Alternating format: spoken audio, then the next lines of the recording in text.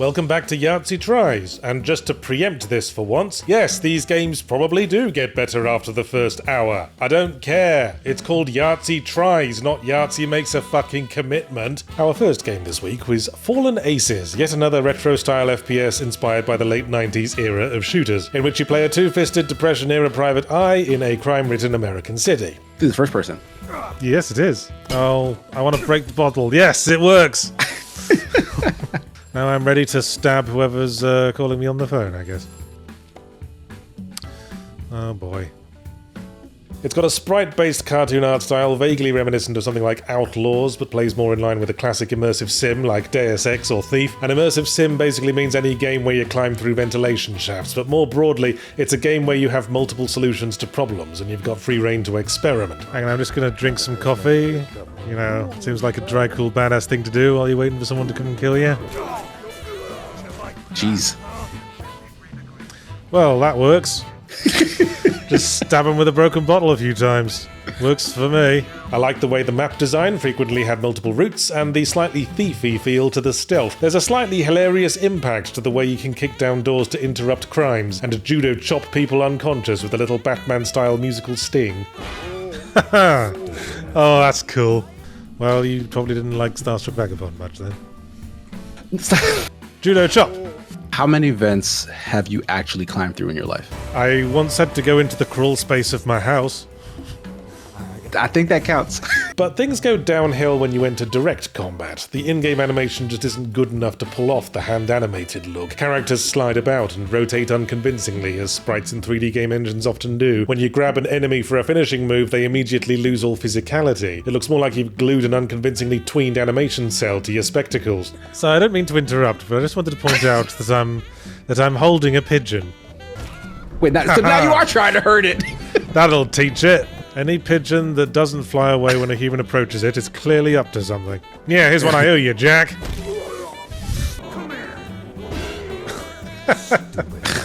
This is kind of dumb. And that's a shame, because however the pieces were laid out, situations always seem to devolve into direct combat pretty quick. Sneaking up on guys had too many X factors with the inconsistent visibility mechanics, and the art style making the characters hard to read at a distance, and it wasn't worth the bother since it was easy enough to take down multiple enemies directly, and health was rarely scarce.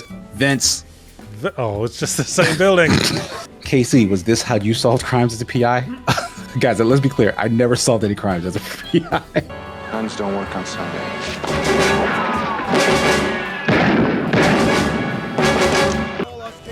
Good God, that man went flying. Oh, wow, look at that spinning round back kick he just did. Drag this piece of shit to the car and let's hit the bricks. Yeah, this game could use a flashlight. Oh, there we go. This game could use a flashlight.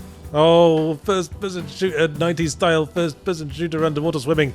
I'm in my happy place. Still, the graphic novel-style cutscene art, the sound design, the voice acting, all have a very strong ring of authenticity, for whatever that's worth. In order to properly ID a man, I had to, get him to come to his door and essentially tell me his name.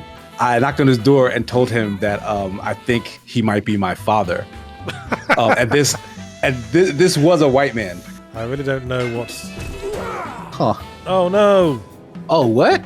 I think someone finally had a gun. Our next subject is Mullet Mad Jack, a first-person roguelite shooter whose visual style very convincingly evokes Japanese anime TV shows from the 80s, right down to the lurid color schemes and extremely questionable anatomy. This looks like that Daft Punk music video. Yeah, now you mention it. Oh no, we're really mad at that girl. Man, there's something seriously wrong with that lady's tits in that picture. You're some cool badass in a what people thought a cool badass was in the 80s kind of way, who must climb a tower full of hostile robots to rescue the queen of the influencers or something. This game is kind of high stress. I always feel like I've played more of it than I have. I'll go through a run and go, phew, I must have been playing that for an hour, and 10 minutes have gone by. You've been up there for an hour. Oh yeah. I could play this on controller. Oh, I'd like to see you try. Simple premise, quirky and interesting setting. An evergreen formula, I'd say. I always go on about how games should focus on the primary gameplay loop, as in the moment-to-moment experience, and Mullet Mad Jack feels like a game that took that advice a little too much to heart. Did you wear a trench coat? No. Did that happen often? Like, you go out and folks will be like, hey, that's an interesting hat. A couple of times. So, I mean, you weren't wrong. Oh, I think they were holding in their contempt. Yes, I wore a fedora, let's not sugarcoat it. It's almost entirely moment-to-moment experiences. Your character literally has one of those crank-style problems where they will die in 10 seconds and has to continually kill things and drink sodas to keep their heart rate up. There was a time when I had the fedora when I also had a neckbeard. To the end of making myself seem different and interesting, I thought, hey, let's just shave my upper lip and leave the rest of it. And now I warn young people against wearing fedoras.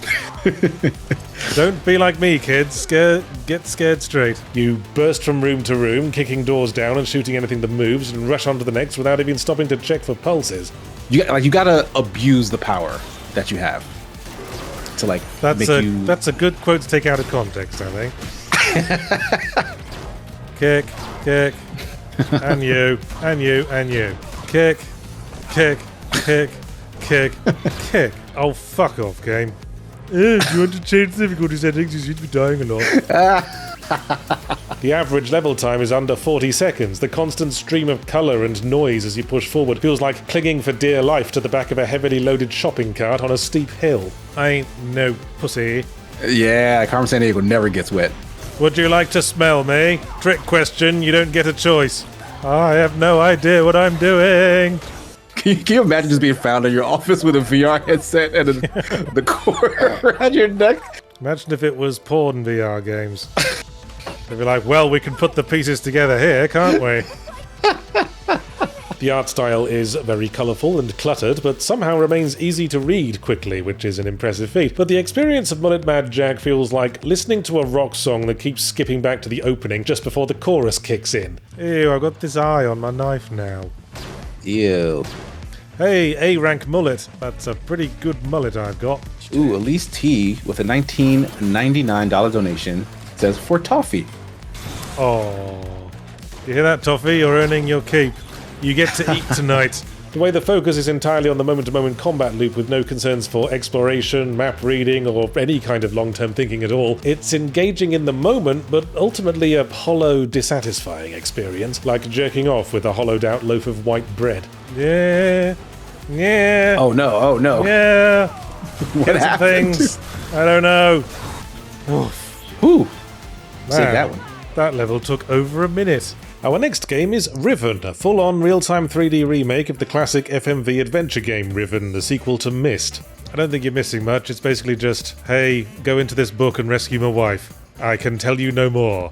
Now, where's the fucking menu? That's not the menu, that's my backpack.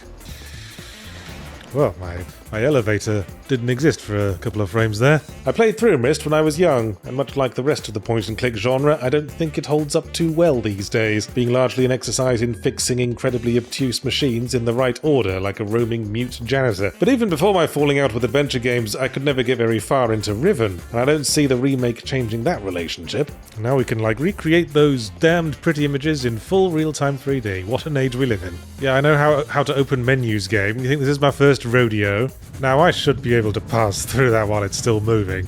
Did it not let you? Surely. Just take the hinges off the door. Oh, what a tease.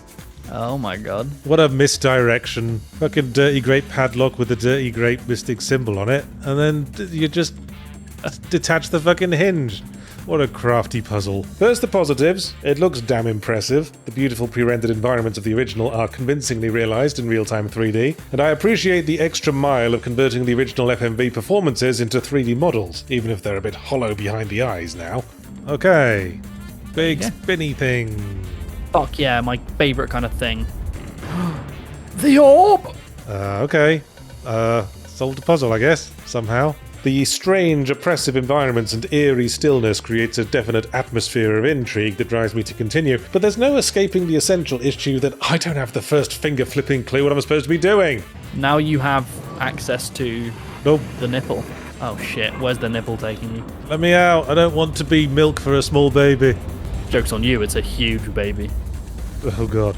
Huge metal baby. In the first hour we played on stream, I blundered around a couple of islands, randomly flipping switches and redirecting pipes, and apparently made progress towards something, but it didn't make me feel clever the way a puzzle game should. I have no idea what the fuck I'm doing. Oh, There we go. No. Oh. I knew school was good for something. Ooh, what did that do? It opened the way to the big booby.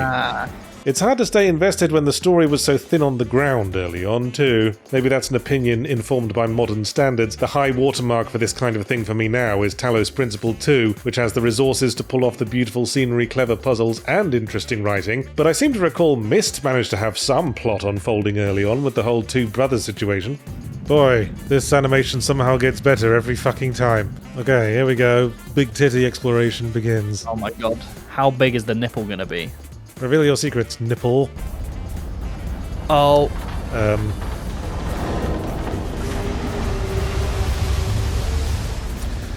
Now, I don't believe we wanted to do that. On a technical note, the game also suffers from the fact that the pre-rendered slideshow art of the original was able to direct our attention better to the significant things, whereas with complete freedom of movement, we're on our own, and a critical path essential bit of old pipe tends to get lost among the hundreds of completely insignificant non-interactive bits of old pipe. Plant your own seed. Are you saying I should jerk off into the dirt? I mean, it's a mislike. Fucking try anything. And by mislike, I mean mist. Spill my seed upon the ground like poor damn Donan.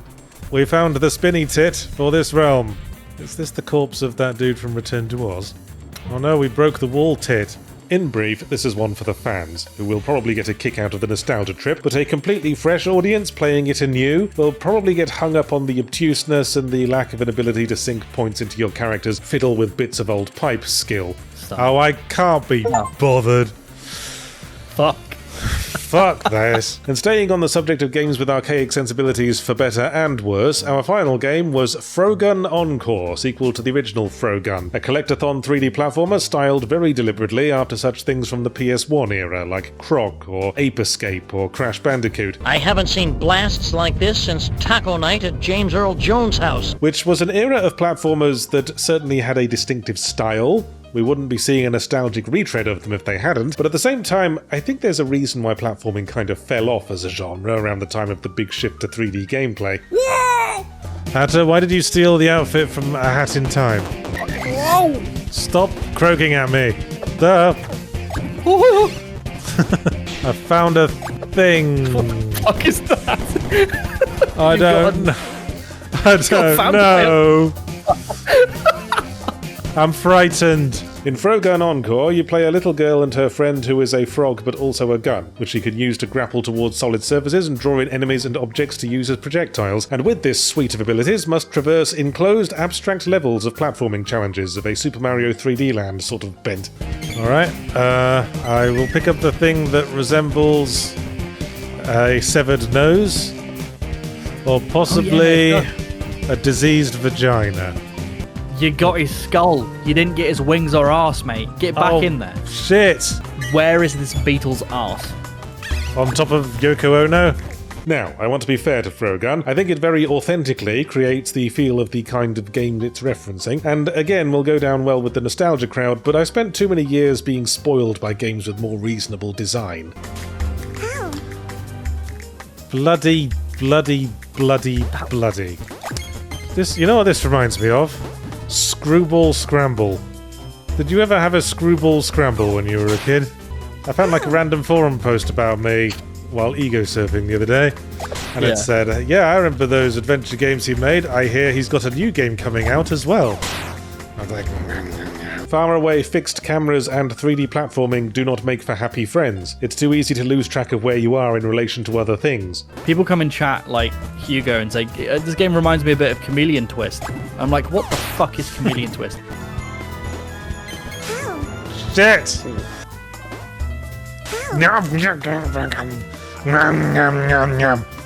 This isn't me. This is you, game. You're not good enough for me. I'm also not a fan of the Yoshi's Island thing, where each level makes a point of refusing to be finished for realsies until you find every last secret in it and beat it without dying. Especially when you can die in a nanosecond from a single minor error, like assuming that because we are visibly above a platform that we're actually going to land on the fucking thing. Ow. Fuck! Ow. Fuck! I could blame you instead. How about that? Get Fucking jumbly wobbly. Fucking jumbly wobbly. be careful. Shit! Speedrunning tips. Ow. Fuck! Yeah, highlight this on the edit, Jesse. Shit. And funnily enough, it too suffers from the lack of context problem. What story is hastily offered in the intro cinematic seems to be referencing a lot of shit you need to have played the first game to understand, and I don't remember much about what I played of that. I have limited space in my memory for cutesiness, and I reserve most of it for Bluey episodes. The third dimension has made a fool of me again. Alright, sorry for wasting your time, everyone. I was just about to like call out the usage of obscure shapes, and then I remembered that like I have a bunch of obscure shapes on my chest. Yeah. I probably shouldn't be pointing that out. Remember, kids, there's no shame in having a trench coat stroke hat phase in your late teens, early 20s. There's something about the standard, overly detailed anime outfit that sort of breaks immersion for me. Yeah. Jazz! Jazz! That old microphone arm that we got. Oh man, yeah, that'll fuck somebody up. Prime 2 of all the primes? That's your favourite? Every now and again, the industry tries to say, you don't want good single-player narrative-driven games, you just want multiplayer live service stuff, because that's easier for us to make. And every time they try to push that, eventually a really good single-player narrative-driven game comes out, and everyone goes, Jesus fucking Christ, where the hell have these been?